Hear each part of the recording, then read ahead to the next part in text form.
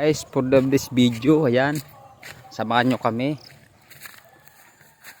Papakainin namin yung kalabaw. Yan, aawin namin sa tubig. Dadalhin namin doon sa maraming damo. Ayan. Paano ka nakakyat? Marunong ka pala. Sige nga, mabaka nga kung marunong ka. Basic na basic yung pagkakyat mo ah. Daw, yan. Ayan o.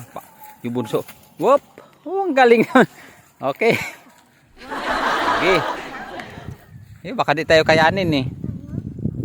Hindi na, mag-alakit agad sa nako. So, ayan. Saan tayo papunta dito? O, doon tayo. Okay. Pala kita sa ako. So, yun guys. Ito. Ang sasakyan dito sa Bicol. Bay na. Ang sasakyan dito sa Bicol. Kalabaw, ayan. Sakay tayo dito. Up! Op! Wala, di ata tayo kaya. Guys. Tayo mga bayo sa kalabaw. Ang aking driver, yung bunso. Ayan, kaway kanoy. Ayan, ito yung kalabaw natin. No?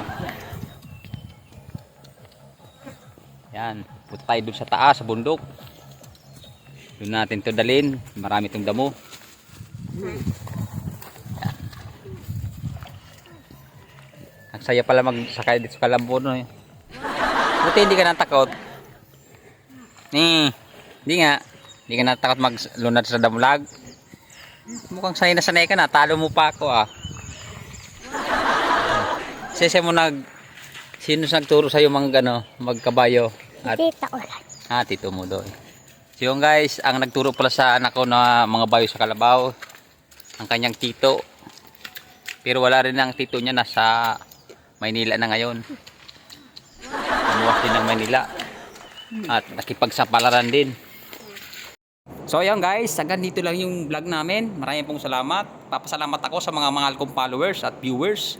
At laging nagsusubaybay sa aking mga video. At walang sawang panonood sa aking vlog. Maraming pong salamat. Huwag kalimutan mag-like and share and follow mga idol.